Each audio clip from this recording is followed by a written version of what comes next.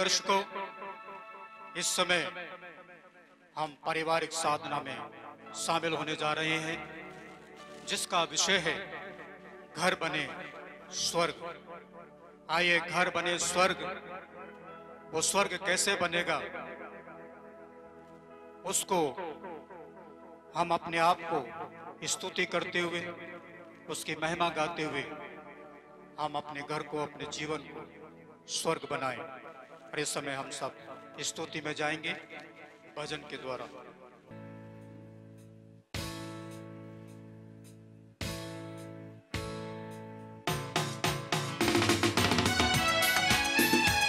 आइए हम प्रभु के मंदिर में उसकी स्तुति करें, उसके महिमा में आकाश में उसकी स्तुति करें, उसके महान कार्यों के कारण उसकी स्तुति करें, परम प्रताप के कारण उसकी स्तुति करें। तुरही फूंकते हुए उसकी स्तुति करें, बीड़ा और सितार बजाते हुए उसकी स्तुति करें, ढोल बजाते और नृत्य करते हुए उसकी स्तुति करें, तानपुरा और बीड़ा बजाते हुए उसकी स्तुति करें। आओ हम अपने प्रभु की स्तुति करें। परम पिता की हम स्तुति गाएं, वो ही है जो बचाता हमें। परम पिता की हम स्तुति गाएं, वो ही है जो बचाता हमें। सारे पापों को करता क्षमा, सारे रोगों को करता चंगा। परम पिता की हम स्तुति गाएं, वो ही है जो बचाता हमें। परम पिता की हम स्तुति गाएं, वो ही है जो बचाता हमें।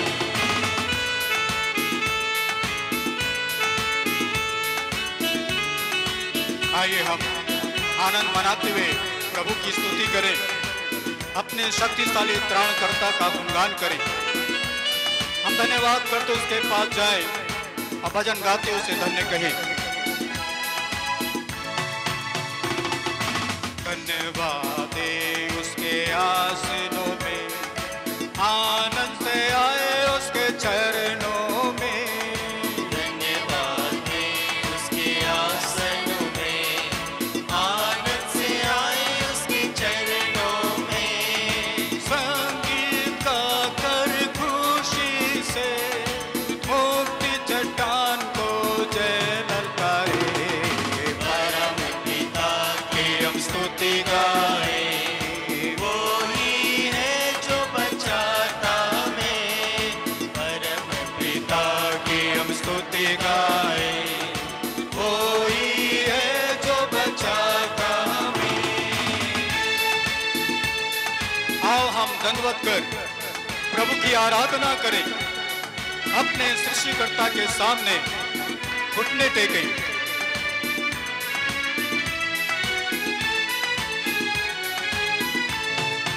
माँ की तरह उसने दे तसल्ली, दुनिया के खतरों में छोड़ा नहीं। माँ की तरह उसने दी तसल्ली, दुनिया के खतरों में छोड़ा नहीं। निर्मल दूध वचन का दिया और दी हमेशा के जिंदगी। परम पिता की हम स्तुति गाएं, वो ही है जो बचाता हमें। परम पिता की हम स्तुति गाएं, वो ही है जो बचाता हमें।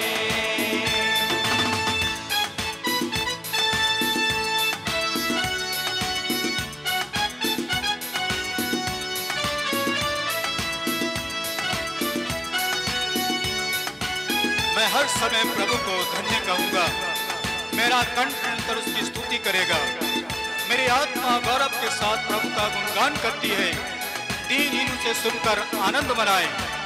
मेरे साथ प्रभु की महिमा का गीत गाओ, हम मिलकर उसके नाम की स्तुति करें।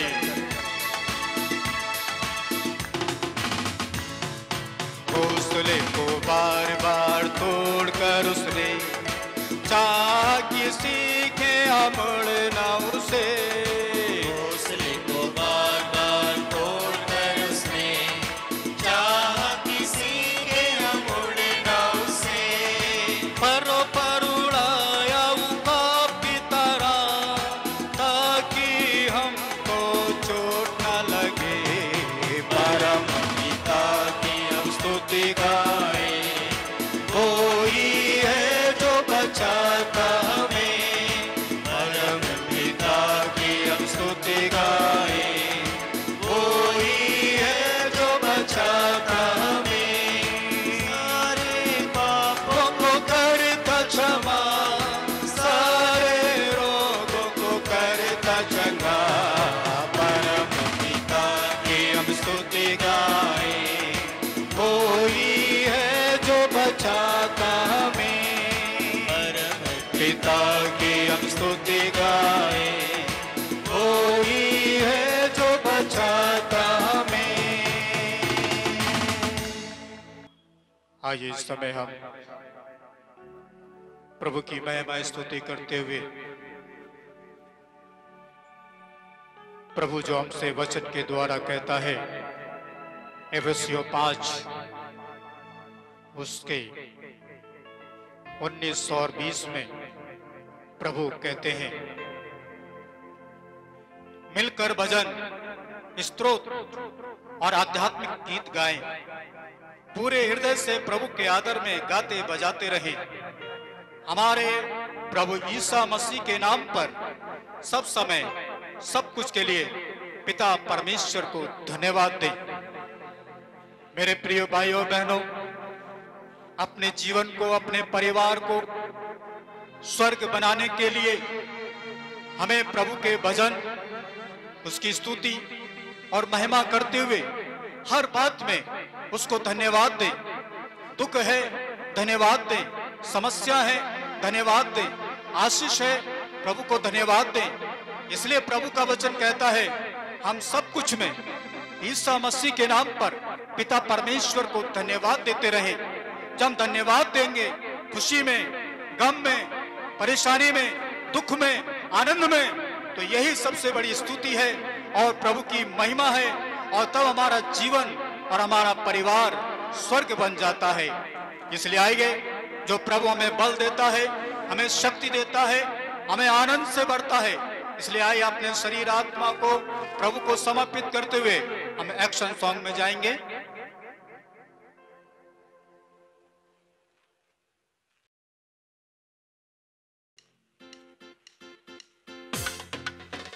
आइए एक्शन सॉन्ग में आप लोग शामिल हो जाइए। आप जहां भी हैं वहां खड़े होकर इस एक्शन सॉन्ग में भाग लीजिए कि प्रभु ही हमारा बल है, वही हमारी सामर्थ्य, वही हमारा आनंद है, वही हमारी खुशियां हैं।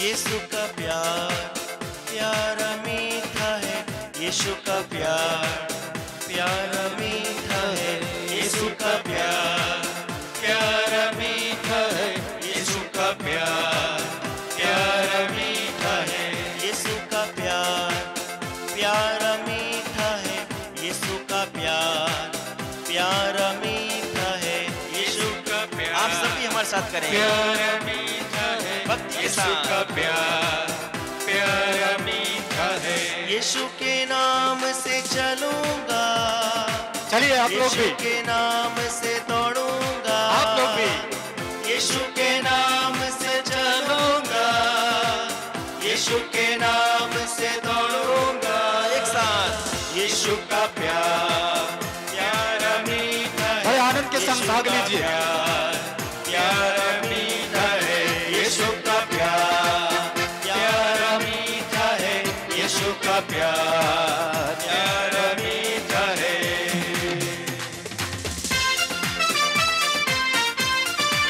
आइए आनंद के साथ अपने प्रभु में एक हो जाएं।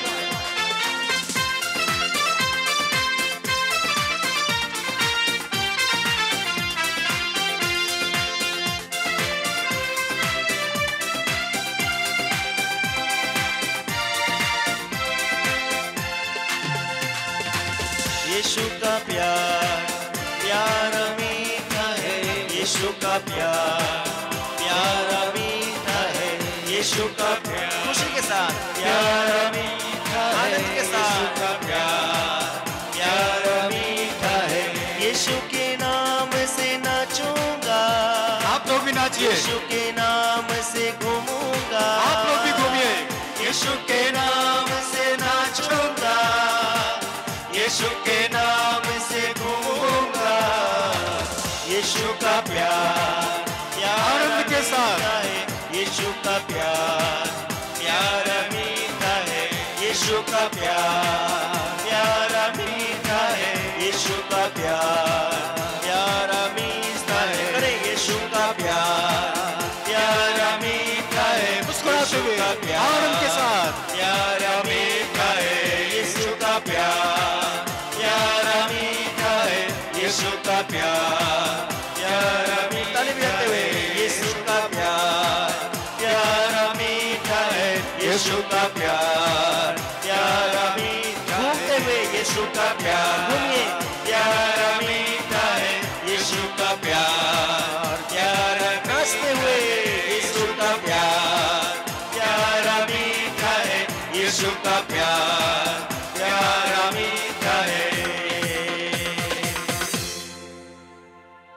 आइए इस समय हम पवित्र आत्मा का भजन गाते हुए पवित्र आत्मा का कृपा, पवित्र आत्मा का सहयोग, सहभागिता हमारे जीवन और परिवार में बनी रहे, ताकि हमारा परिवार, हमारा घर स्वर्ग बन जाए। जब प्रभु आए उस स्वर्ग में, उस परिवार में निवास करे और प्रभु का आनंद और शांति और चंगाई, छुटकारा, विश्वास, भरोसा और मुक्ति सभी परिवारों में आ जाए। आइए हम पवित्र आत्मा का भजन गाते हुए हम प्रभु की स्तुति करेंगे।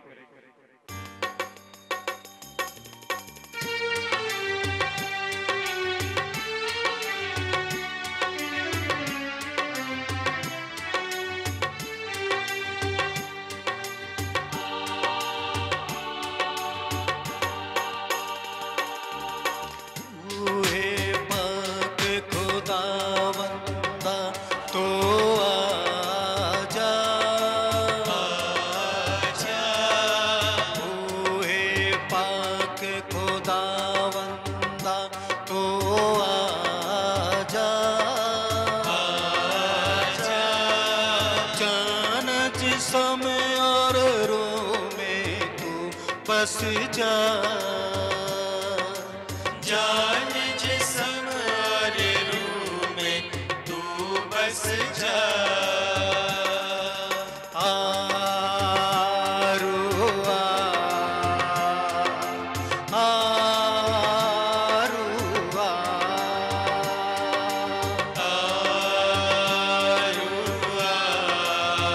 आइए पवित्र आत्मा हमारे घर को स्वर्ग बनाइए। पार से होगी रूए पाक के बादल से धुल जाएंगे मैले मन के अंदर से। धुल जाएंगे मैले मन के अंदर से।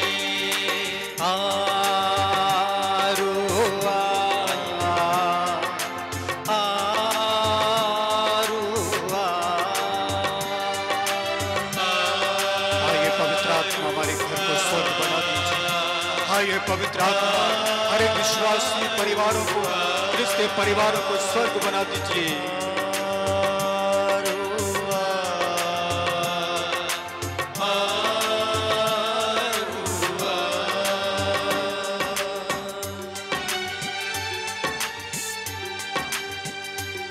जी हाँ पवित्र आत्मा आ जाइए हर एक परिवारों में। उन परिवारों से हर प्रकार का दुख, चिंताएं, निराशा, अशांति, बंधनों से छुटकारा दे दीजिए, ताकि हर एक घर, हर एक का जीवन स्वर्ग बन जाए।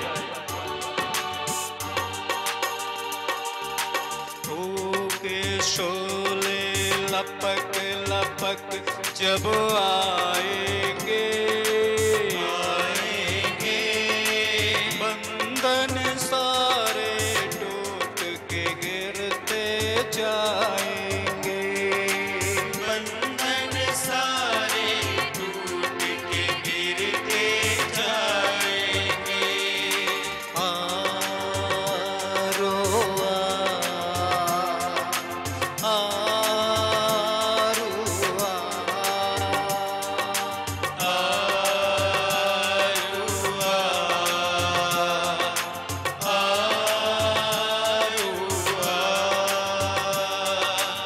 बस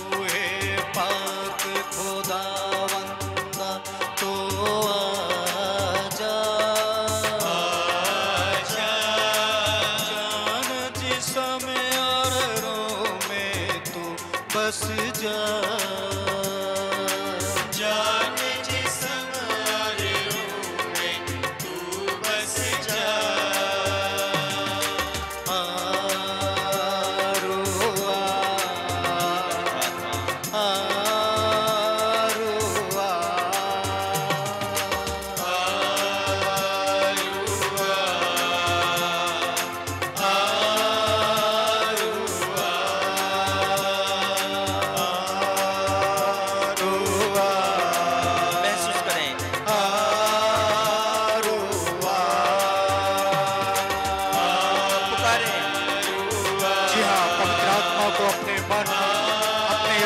स्पर्श करने दे, प्रभु की कृपा मांगे। प्रभु पवित्र आत्मा के द्वारा मेरे मन को, मेरे हृदय को, मेरे परिवार को भर दीजिए, ताकि मेरा जीवन, मेरा परिवार स्वर्ग बन जाए।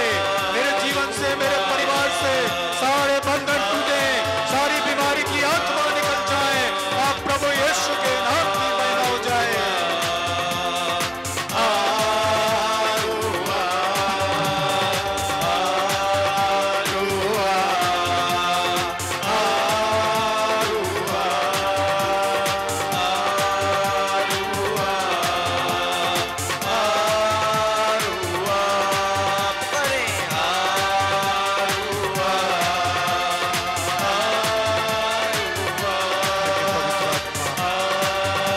स्वागत है हर एक परिवार में, हर एक के हृदय में स्वागत है। आइए पवित्र आत्मा हमारे सच्चे सहायक, आइए पवित्र आत्मा हर एक परिवार में आ जाइए, हर एक के हृदय में आ जाइए, हर एक के दुख में आ जाइए, हर एक की समस्याओं में आ जाइए, हर एक के बंधनों में आ जाइए। आइए पवित्र आत्मा, आपका स्वागत है, आपका स्वागत है।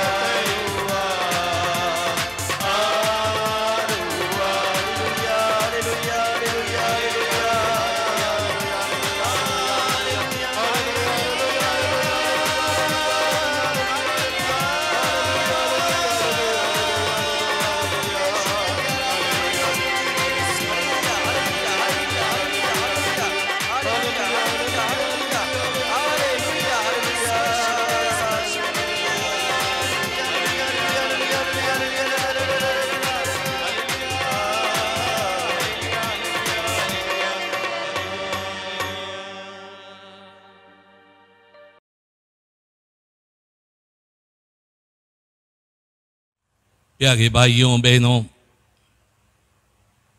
आज हम लोग परिवार की साधना शुरू करने जा रहे हैं। मेरे प्रिय भाई बहनों, आज से 3 दिन हम लोग घर बने स्वर्ग, इस साधना को, परिवार की साधना को शुरुआत करने जा रहे हैं, क्योंकि हम लोग एक बहुत बड़े संकट से गुजर रहे हैं। पूरी दुनिया में महामारी चल रहा है और जिसके कारण सभी लोग निराश, उदास, परेशान, दुखी हैं। और सबसे बड़ा संकट परिवारों में है। बहुत सारे परिवार गरीब हो चुके हैं, बेरोजगार हो चुके हैं। बहुत सारे परिवारों में लड़ाई झगड़े, डिप्रेशन, नाना प्रकार की बातें चल रही हैं। बहुत सारे परिवारों में भूखमरी है और इसलिए हम लोगों ने सोचा कि हम लोग ये दिन की साधना करेंगे। हर साल अगस्त के महीने में आखिरी हफ्ते में हम परिवारों की साधना चलाते थे। हजारों में लोग इसमें भाग लेते थे। इस साल लॉकडाउन के कारण हम लोग ये साधना नहीं चला पा रहे हैं, पर हम लोगों ने सोचा कि हम लोग ऑनलाइन में इस साधना को चलाएं। इस साधना को चलाने का हमारा मुख्य उद्देश्य है हम सबों के घर स्वर्ग बन जाएं। हमारे घरों में जो दुख, संकट, परेशानी, बीमारी, बेरोजगारी, भूखमरी, नाना प्रकार की परेशानियां जो आ पड़ी हैं दूर हो जाएं। हमारे घर में शांति, आनंद, खुशियां, एकता हो जाएं। इसलिए मेरे प्रिय भाई बहनों, आप जहां भी हैं मेरे साथ जुड़ रहे हैं, इसलिए इस समय आप खड़े हो जाइए, हाथ जोड़ें और बड़े भक्ति भाव से हम लोग प्रार्थना करें। ये पिता परमेश्वर, हम आपको धन्यवाद देते हैं, आपकी स्तुति करते हैं, आपकी महिमा गाते हैं, आपकी आराधना करते हैं, क्योंकि प्रभु आपने वचन में कहा है, आपका वचन जीवन, सशक्त और दुधारी तलवार से भी तेज है। ये प्रभु आपने कहा है, मेरी शिक्षा के द्वारा तुम शुद्ध हो गए हो। मेरे प्रिय भाई बहनों, इस साधना के माध्यम से, स्तुति आराधना के माध्यम से और जो है इस वचन की घोषणा से, वचन को सुनकर हमारे घरों को हम स्वर्ग बना सकें। ये प्रभु हम सबों को आशीष दे। आज हम सभी परिवारों को तेरे हाथों में समर्पित करते हैं। ये प्रभु यीशु विशेष रीति से हमारे सभी परिवारों को जो है स्वर्ग बनाइए। जिन परिवार में कष्ट, दुख, परेशानियां हैं दूर करते हुए शांति, आनंद और खुशियां प्रदान कीजिए। यही प्रार्थना करते हैं अपनी प्रभु क्रिस्त के द्वारा। जय यीशु की, जय यीशु की, जय यीशु की, जय यीशु की, जय यीशु की, जय यीशु की, जय यीशु की। मेरे प्रिय भाइयों बहनों, कि आज सबसे पहले हम परिवार के बारे में मनन चिंतन करने की कोशिश करें। परिवार क्या है? परिवार का उद्देश्य क्या है? यदि हम लोग उत्पत्ति ग्रंथ निकालें, अध्याय 2, अध्याय 1, पद संख्या 26 में प्रभु का वचन कहता है, हम मनुष्यों को अपना प्रतिरूप बनाएं। मेरे प्रिय भाइयों बहनों, प्रभु कहता है हम मनुष्य को अपना प्रतिरूप बनाएं। इसका मतलब ईश्वर का प्रतिरूप क्या है?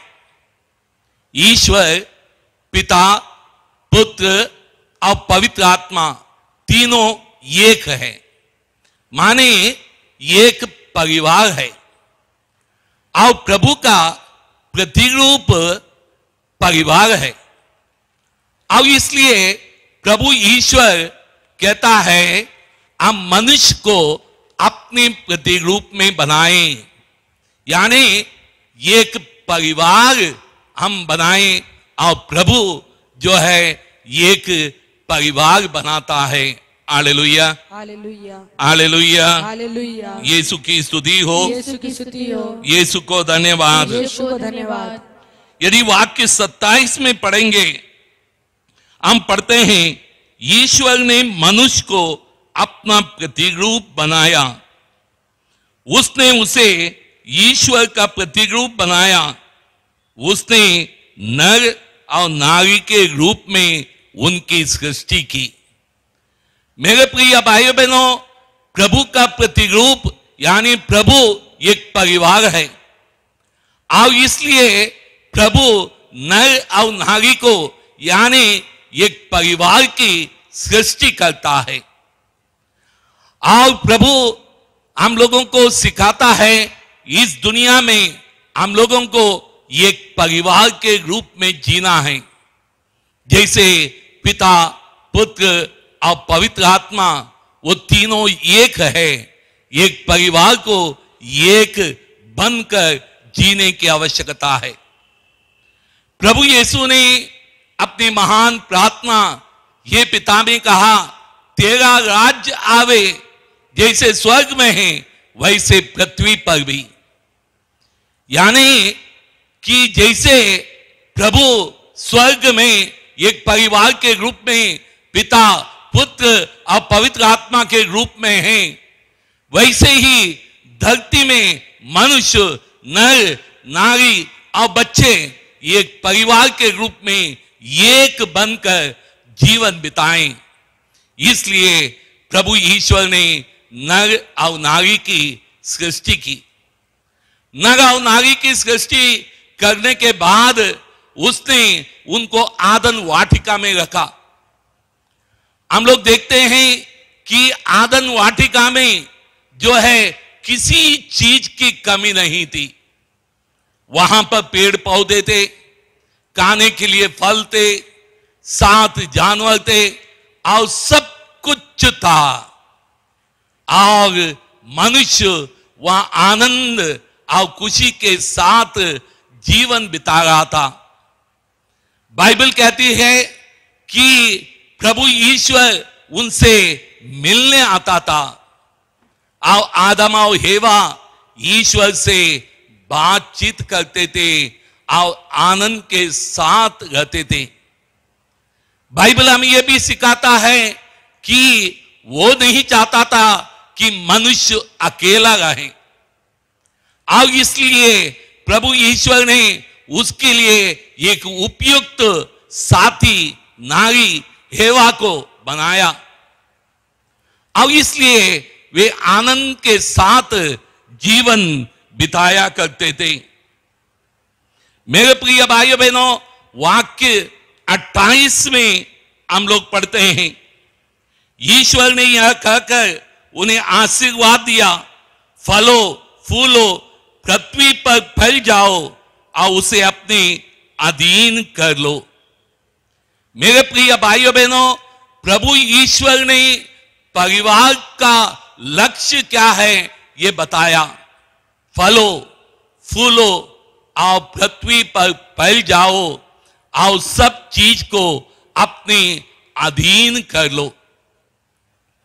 मेरे प्रिय भाई बहनों, प्रभु कहता है be fruitful, multiply and fill the अर्थ।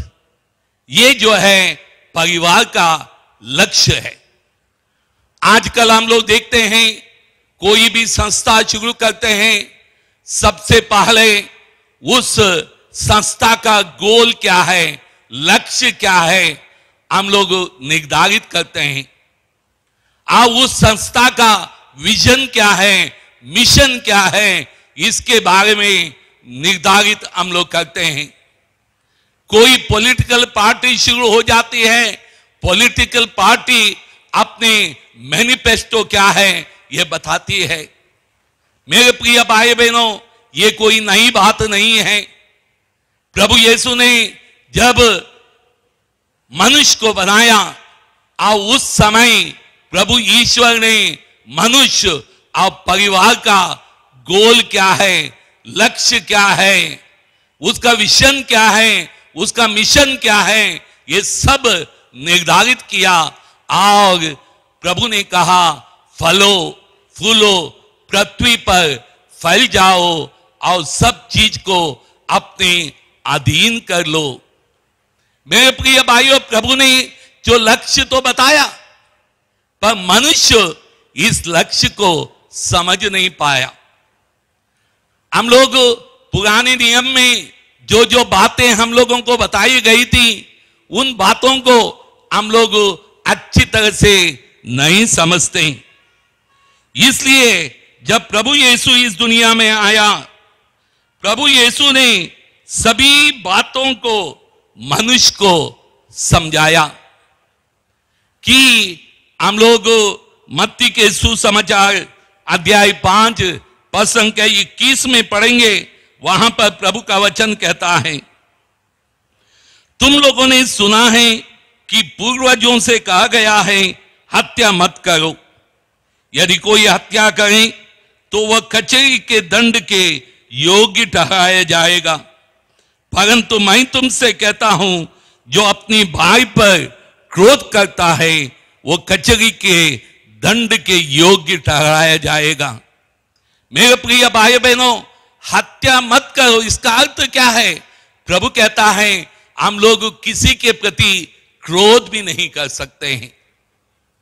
हम लोग यूहन्ना का पहला पत्र उसका अध्याय 3:15 में प्रभु का वचन कहता है, यदि आप अपने भाई से वैर करते हैं तो आप हत्यारे हैं। आप हत्यारे में अनंत जीवन नहीं है। और प्रभु नए नियम में हत्या मत करो, इसका अर्थ स्पष्ट रीति से हमें बताते हैं। मत्ती के सुसमाचार अध्याय 5:27 में हम लोग पढ़ते हैं, तुम लोगों ने सुना है कि कहा गया है, व्यभिचार मत करो। परंतु मैं तुमसे कहता हूं, जो बुरी इच्छा से किसी स्त्री पर दृष्टि डालता है वह अपने मन में उसके साथ व्यभिचार करता है। फिर से प्रभु हमें समझाता है कि व्यभिचार ना करने का अर्थ क्या है। हम लोग किसी स्त्री पर या पुरुष पर भी हम लोग बुरी दृष्टि नहीं डाल सकते हैं। यदि हम बुरी दृष्टि डालेंगे तो हम व्यभिचार का पाप करते हैं। ये बात प्रभु हमें सिखाता है। अब अनेक जगहों पर ऐसी बात, ऐसी शिक्षा प्रभु हमें प्रदान करता है। उसी अध्याय वाक्य 38 में हम लोग पढ़ते हैं, तुम लोगों ने सुना है, कहा गया है, आंख के बदले आंख और दांत के बदले दांत। परंतु मैं तुमसे कहता हूं, दुष्ट का सामना नहीं करो। यदि कोई तुम्हारे दाहिने गाल पर थप्पड़ मारे तो दूसरा भी उसके सामने कर दो। मेरे प्रिय भाई बहनों, प्रभु हमें सिखाता है कि पुराने नियम में बताया गया है, आंख के बदले आंख, दांत के बदले दांत। यानी आप अपने साथियों से प्यार करो, दुश्मन से वैर करो। ये बात जो है सिखाई गई है। पर प्रभु हमें सिखाता है हमें दुश्मन से भी प्यार करना है। यदि कोई हमारे दाहिने गाल पर थप्पड़ मारता है तो हमें दूसरा गाल भी देना है। ये बात प्रभु हमें सिखाता है। उसी प्रकार से मेरे प्रिय भाई बहनों, कि मनुष्य के लिए जो प्रभु ने उद्देश्य तय किया था, फलो फूलो और सृष्टि पर फैल जाओ, इसका अर्थ भी प्रभु हमें समझाता है। हम लोग यूहन्ना के सुसमाचार अध्याय 15 उनके पद संख्या 16 में हम लोग पढ़ते हैं। यूहन्ना का सुसमाचार अध्याय 15 उसके वाक्य 16 में हम लोग पढ़ते हैं, प्रभु कहता है, तुमने मुझे नहीं चुना बल्कि मैंने तुम्हें इसलिए चुना और नियुक्त किया है कि तुम जाकर फल उत्पन्न करो, तुम्हारा फल बना रहे। मेरे प्रिय भाइयों बहनों, प्रभु हमें सिखाता है, तुमने मुझे नहीं चुना बल्कि मैंने तुम्हें चुना है। मेरे प्रिय भाई बहनों, हम लोगों ने ईश्वर से नहीं कहा कि मुझे बनाओ, मेरी सृष्टि करो, बल्कि प्रभु ने कहा, आओ हम मनुष्य की सृष्टि करें। प्रभु ने बनाया, प्रभु ने हमें चुना और प्रभु ने हमें इस धरती पर नियुक्त किया है। आज यदि हम भारत में हैं, ये प्रभु ने, कोई जो है विदेशी देशों में जहां कहीं प्रभु ने हमें नियुक्त किया है, वहां पर जो है कि हम हैं। मेरा जन्म तो दक्षिण भारत में हुआ, पर मुझे उत्तर भारत में नियुक्त किया, इसलिए मैं उत्तर भारत में प्रभु की सेवा करते आया हूं। ये प्रभु हमें नियुक्त करता है। प्रभु हमें क्या करना है, हमारे जीवन का लक्ष्य क्या है, हमारे जीवन की बुलाहट क्या है, हमें कहां आगे बढ़ना है, कहां नहीं जाना है, सारी बातें प्रभु हमें सिखाता है, क्योंकि प्रभु ने हमें चुना है। मेरे प्रिय भाई बहनों, प्रभु हमें सिखाता है हमारे जीवन का लक्ष्य क्या है। मेरे प्रिय भाइयों बहनों, प्रभु हमें सिखाता है कि हमारे जीवन का लक्ष्य है कि फल उत्पन्न करना। मेरे प्रिय भाई बहनों, हम में से हर एक व्यक्ति को हमारे जीवन में फल उत्पन्न करने की आवश्यकता है। हो सकता है हम लोगों में कुछ लोग बहुत ही अच्छे होंगे, पर यदि हमारे जीवन में फल नहीं है तो हम प्रभु के लायक नहीं हैं। हम बाइबल में 2 दृष्टांत पढ़ते हैं। एक दृष्टांत हम मार्कुस के सुसमाचार अध्याय 11 में पढ़ते हैं। प्रभु बेथनी जा रहा था, अब प्रभु को भूख लगी तो प्रभु ने एक अंजीर का पेड़ देखा और प्रभु यीशु उस अंजीर के पेड़ के पास गया। अब अंजीर के पेड़ के पास जाने के बाद प्रभु ने देखा उस पेड़ में बहुत सारे पत्ते हैं पर कोई फल नहीं है। अब प्रभु यीशु ने उस पेड़ से कहा, इसके बाद कोई भी इस पेड़ से फल ना खाए। और बाइबल कहती है कि वो पेड़ सूख गया। मेरे प्रिय भाई बहनों, हो सकता है हमारे जीवन में धन संपत्ति है, हो सकता है हमारे पास अच्छी नौकरी है, हो सकता है हम लोग बड़े बुद्धिमान हैं और हमारे कार्यों को अच्छी तरह से कर सकते हैं, पर हमारे जीवन में कोई फल नहीं है तो प्रभु हमें शाप देगा और हम लोग सूख जाएंगे, उस पेड़ के समान हम लोग बन जाएंगे। मेरे प्रिय भाइयों बहनों, दूसरा दृष्टांत हम लोग लूकस के सुसमाचार अध्याय 13 में पढ़ते हैं। मेरे प्रिय भाई बहनों, लूकस के सुसमाचार अध्याय 13 में हम लोग पढ़ते हैं, एक व्यक्ति ने अपने बगीचे में एक अंजीर का पेड़ लगाया। 3 साल तक उसके ऊपर वो जो है फल खोजता आया, पर उसको कोई भी फल नहीं मिला। उसने मालिक को बुलाया और कहा, इस पेड़ को काट डालो। और मालिक से कहा, मालिक 1 साल और दीजिए, मैं इसकी गुड़ाई करूंगा, इसको खाद डालूंगा, इसको पानी दूंगा और इसकी दवाई दे दूंगा, ताकि हो सकता है कि ये पेड़ अगले साल फल दें। यदि अगले साल फल नहीं दें तो इसको काट दीजिएगा। मेरे प्रिय भाइयों बहनों, कि उसी तरह से प्रभु हमारी गुड़ाई करता है वचन के द्वारा। मेरे प्रिय भाई बहनों, उसी तरह से वचन के द्वारा और संस्कारों के द्वारा प्रभु हमें खाद देता है। उसी तरह से प्रभु पवित्र आत्मा के द्वारा जल के रूप में हमें जो है अभिषेक देता है और हमें पश्चाताप के द्वारा पाप से लौटकर प्रभु के साथ जलने के लिए प्रेरित करता है, ताकि हम लोग भी हमारे जीवन में फल उत्पन्न करें। हम सबों को फल उत्पन्न करने की जरूरत है। मेरे प्रिय भाई बहनों, फल उत्पन्न करने के लिए क्या करना है? प्रभु का वचन कहता है कि यदि हम लोग योहन का सुसमाचार अध्याय 15 में पढ़ेंगे, प्रभु बार बार कहता है, मुझ में रहो। यदि तुम मुझ में नहीं हैं तो कुछ नहीं कर सकते हो। मेरे प्रिय भाई बहनों, एक छोटे से पैराग्राफ में प्रभु ने लगभग 11 बार कहा, मुझ में रहो, मुझ में रहो। आजकल कोई टीचर जो है बच्चों को निबंध लिखने के लिए कहती है, तो कहती है कि एक ही शब्द को बार बार इस्तेमाल करो, इस्तेमाल मत करो। और एक ही शब्द को एक वाक्य में 2 बार इस्तेमाल मत करो। मेरे प्रिय भाई बहनों, प्रभु यीशु ये सभी जानता था, फिर भी जो है इतनी बार क्यों इस्तेमाल करता है?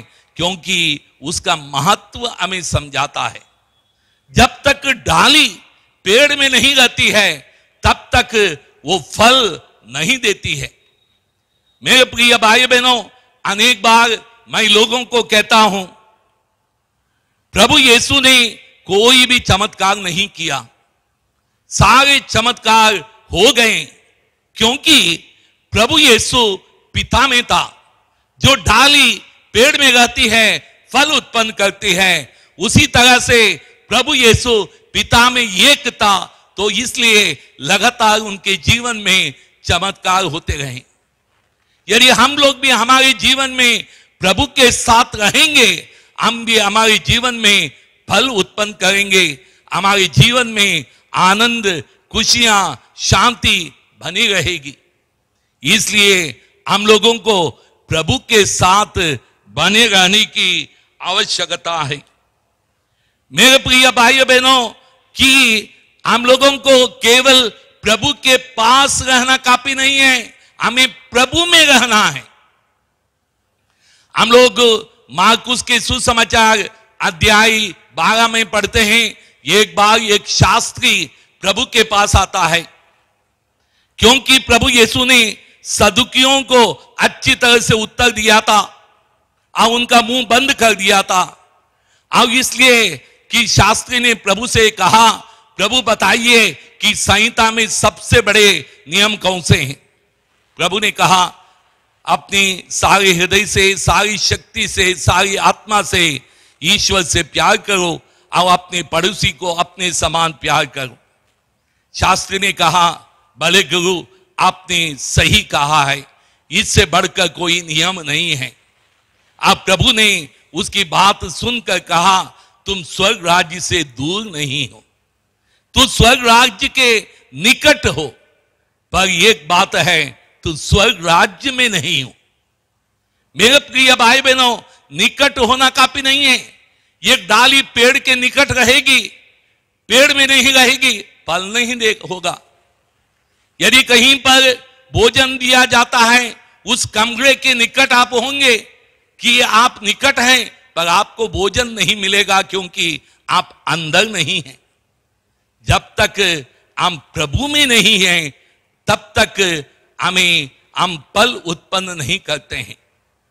हमें फल उत्पन्न करने के लिए प्रभु में होने की आवश्यकता है, और जब हम प्रभु में होंगे तब हम फल उत्पन्न करेंगे। इसलिए प्रभु हमसे कहता है, मुझ में रहो।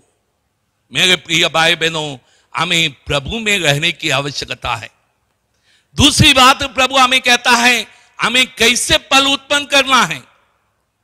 हमें प्रभु कहता है सदा बना रहने वाले फल उत्पन्न करने की आवश्यकता है।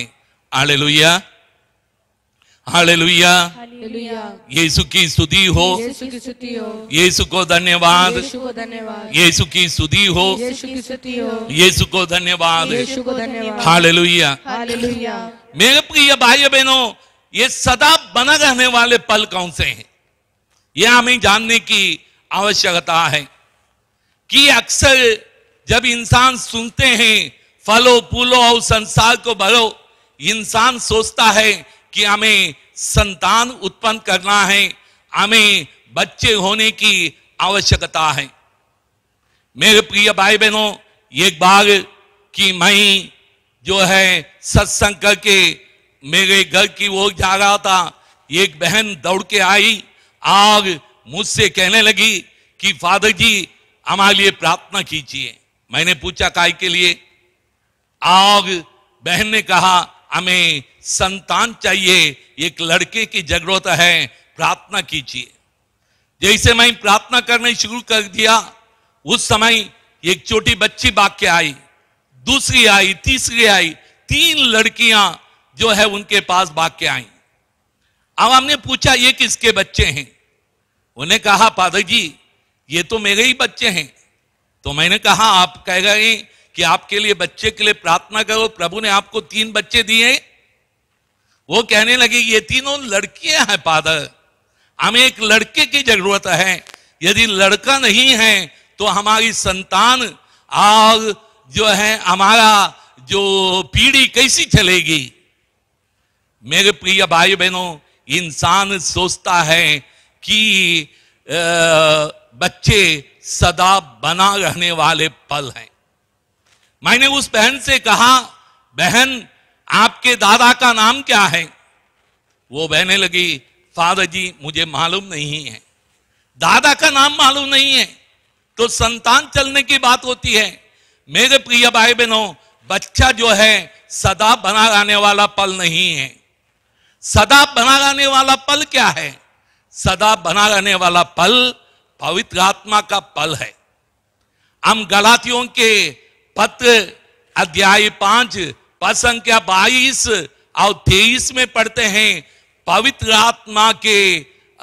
आत्मा का फल प्रेम, शांति, आनंद, सहनशीलता, मिलनसारी, दयालुता, ईमानदारी, सौम्यता, संयम, ये 9 पल हैं। मेरे प्रिय भाई बहनों, ये पल हमारे जीवन में हमें उत्पन्न करना चाहिए। असली में ये 9 पल नहीं है, असली में पवित्र आत्मा का फल ये की है। इसलिए वहां पर लिखा है पवित्र आत्मा का फल। अंग्रेजी में लिखा है fruit of the spirit, fruits नहीं लिखा है।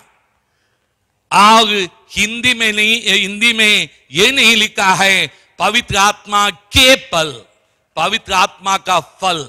ये मिस्टेक नहीं है, क्योंकि प्रभु हमें बताना चाहता है कि पवित्र आत्मा का फल एक ही है। वो क्या है? वो है प्रेम, और बाकी सब उसके साथ जुड़े हैं। हमारे अंदर प्रेम है, बाकी के सारे फल हमारे जीवन में उत्पन्न हो जाते हैं। मेरे प्रिय भाइयों बहनों, कि हम लोग बालक कोरिन्थियों का पत्र उसका अध्याय 13 उसके पद संख्या 8 में पढ़ते हैं भविष्यवाणियां जाती रहेंगी, भाषाएं मौन हो जाएंगी, ज्ञान मिट जाएगा, पर जो है प्रेम का कभी अंत नहीं होगा। यानी प्रेम का पल कभी अंत नहीं होगा, सदा बना रहने वाला पल। ये प्रेम क्या है? ईश्वर। योहन का पहला पत्र अध्याय 4:8 में कहते हैं ईश्वर प्रेम है। इसलिए मेरे प्रिय भाइयों बहनों, हमें हमारे जीवन में प्रेम का पल उत्पन्न करने की आवश्यकता है। Hallelujah, hallelujah, hallelujah, hallelujah. यीशु की स्तुति हो, यीशु की स्तुति हो, यीशु को धन्यवाद। यीशु को धन्यवाद। मेरे प्रिय भाइयों बहनों, प्रेम का अर्थ क्या है? देना। मेरे प्रिय भाई बहनों, एक बार मैं जो है एक जगह पर मिस्सा बोलने जा रहा था।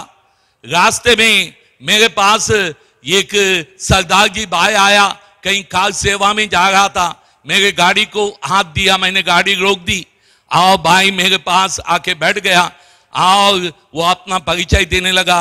मैंने अपना परिचय दिया और परिचय देने के बाद बातें करते रहे। बातें करते करते उसने मेरे से एक बात कही, फादर जी ये बताइए कि जानवर और मनुष्य में क्या अंतर है? मैं मिस्सा में जा रहा था, प्रवचन की मन में तैयारी करता जा रहा था, इसलिए मैंने भाई से कहा अभी बताइए। भाई मुझे बताने लगा, फादर जी एक जगह पर अच्छा खाना रखिए और जानवर को छोड़िए, वो आएगा पेट भर के खाएगा और बचा हुआ छोड़ के चला जाएगा। पर मनुष्य को अच्छा खाना रखिए और मनुष्य को भेजिए, मनुष्य पेट भर के खाना खाएगा और जाते समय अपने साथ भी खाना बांध के ले जाएगा। मनुष्य प्रकृति देता है, आम का पेड़ देता है, गाय दूध देती है, और वो सब देने का वो जो है भाव उनके अंदर है। पर मनुष्य के अंदर लेने का भाव, मुझे क्या मिलेगा? मेरे प्रिय भाई बहनों, ये भाव कहां से आया? ये भाव पाप के कारण शैतान के द्वारा मनुष्य के आया, इसलिए मनुष्य स्वार्थी बन गया। मनुष्य हमेशा सोचता है हमें क्या मिलेगा। इसलिए मेरे प्रिय भाइयों बहनों कि हम लोग माता मरियम को देखते हैं, माता मरियम ने अपने आप को प्रभु को दे दिया, सब कुछ त्याग दिया। और जब एलिजाबेथ के घर में गई, एलिजाबेथ ने पवित्र आत्मा से परिपूर्ण होकर कहा, तू नारियों में धन्य है और धन्य है तेरे गर्भ का फल। मेरे प्रिय भाई बहनों, ये फल हमें उत्पन्न करना है, यानी हमें यीशु के जैसे बनना है। ये हमारे जीवन का लक्ष्य है। Hallelujah, hallelujah, hallelujah, hallelujah. यीशु की स्तुति हो, यीशु की स्तुति हो, यीशु को धन्यवाद। यीशु को धन्यवाद। मेरे प्रिय भाई बहनों, हम लोगों को हमारे घर को कि माता मरियम, संत योसेफ और प्रभु यीशु के परिवार के जैसे पवित्र परिवार बनना है। और हमारा परिवार पवित्र परिवार कैसे बन सकता है, और इसके बारे में हमें मनन चिंतन करने की जरूरत है। इसलिए मेरे प्रिय भाइयों बहनों, आज मैं आप लोगों को कि अपना परिवार पवित्र परिवार बनाने के लिए एक सूत्र बताता हूं। आप रोज इस वचन को पढ़िए और मनन चिंतन कीजिए। धीरे धीरे आपका जो है घर स्वर्ग बन जाएगा। यदि आपके पास बाइबल है, कुरिन्थियों का पहला पत्र अध्याय 13 पद संख्या 4 से आप लोग पढ़ें मेरे साथ। यहां पर लिखा है, प्रेम सहनशील और दयालु है। प्रेम ना तो ईर्ष्या करता है, ना डिंग मारता है, ना घमंड करता है। प्रेम अशोभनीय व्यवहार नहीं करता, वह अपना स्वार्थ नहीं कोसता। प्रेम ना तो जुझलाता है और ना बुराई का लेखा रखता है। वह दूसरों के पाप से नहीं बल्कि उनके सदाचरण से प्रसन्न होता है। वह सब कुछ ढक देता है, सब कुछ पर विश्वास करता है, सब कुछ की आशा करता है और सब कुछ सह लेता है। मेरे प्रिय भाई बहनों, कि हम जानते हैं ईश्वर प्रेम है, इसलिए जहां पर प्रेम लिखा है वहां पर ईश्वर करके पढ़ें। हम दोबारा पढ़ें, ईश्वर सहनशील और दयालु है। ईश्वर ना तो ईर्ष्या करता है, ना डिंग मारता है, ना घमंड करता है। ईश्वर अशोभनीय व्यवहार नहीं करता। ईश्वर अपना स्वार्थ नहीं कोसता। ईश्वर ना तो झुंझलाता है, ना बुराई का लेखा रखता है। ईश्वर दूसरों के पापों से नहीं बल्कि उनके सदाचरण से प्रसन्न होता है। ईश्वर सब कुछ ढक देता है, सब कुछ पर विश्वास करता है और सब कुछ की आशा करता है और सब कुछ सह लेता है। सुनने के लिए बहुत अच्छा लगता है। मेरे प्रिय भाई बहनों, आप और मैं ईश्वर के प्रतिरूप हैं और इसलिए हमें ये वचन पढ़ते समय ऐसा नहीं पढ़ना है प्रेम या ईश्वर। हमें इस वचन को इस तरह से पढ़ना है। कैसे? मैं सहनशील और दयालु हूं। मैं ना तो ईर्ष्या करता हूं, मैं ना तो डिंग मारता हूं, मैं ना तो घमंड करता हूं, मैं अशोभनीय व्यवहार नहीं करता हूं, मैं अपना स्वार्थ नहीं कोसता हूं, मैं ना तो झुंझलाता हूं, ना बुराई का लेखा रखता हूं, मैं दूसरों के पापों से नहीं बल्कि उनके सदाचरण से प्रसन्न होता हूं। मैं सब कुछ ढक देता हूं और सब कुछ पर विश्वास करता हूं, सब कुछ की आशा करता हूं और सब कुछ सह लेता हूं। मेरे प्रिय भाई बहनों, शायद हम लोग इस वचन को इस रीति से पढ़ेंगे तब हमें कठिनाई होगी। हमें मनन चिंतन करना है, क्या मैं सहनशील हूं? क्या मैं दयालु हूं? क्या मैं ईर्ष्या करता हूं, डिंग मारता हूं, अशोभनीय व्यवहार करता हूं, स्वार्थ कोसता हूं, झुंझलाता हूं, दूसरों की बुराई का लेखा रखता हूं और क्या दूसरों के पापों को ढक लेता हूं? एक एक बात पर मनन चिंतन कीजिए। मैं इस पर इस बार मनन करने के लिए नहीं जाऊंगा, नहीं तो ये बहुत समय लगेगा। आप एक एक बात पर मनन चिंतन कीजिए, आपका जो है घर स्वर्ग बन जाएगा। मेरे प्रिय भाई बहनों, ये एक बार की घटना है। मैं जो है एक रिट्रीट में गया था और कपल्स रिट्रीट थी। कपल रिट्रीट के मिस्सा बलिदान के समय मैंने सबसे कहा कि आप अपनी पत्नी के बारे में क्या सोचते हैं, अपने पति के बारे में क्या सोचते हैं, ये पेपर में लिखिए। आप भेंट के समय मैं प्लेट लेके खड़ा हो जाऊंगा, आप उसको डालिए, मैं उसके बाद जलाऊंगा। एक भाई जानता था उसकी पत्नी को वो हमेशा सताता था, इसलिए पत्नी मेरे बारे में बुरा लिखेगी और इसलिए वो पर्चा लेना चाहता था, पर कैसा ले? मैंने कहा मिस्सा के बाद मैं जलाऊंगा। इसलिए उसने ये तरकीब अपनाई। जब भेंट के समय पर्चे डालते थे, मैं प्लेट लेके खड़ा हो गया और जो है गीत गाता रहा और भाई आया।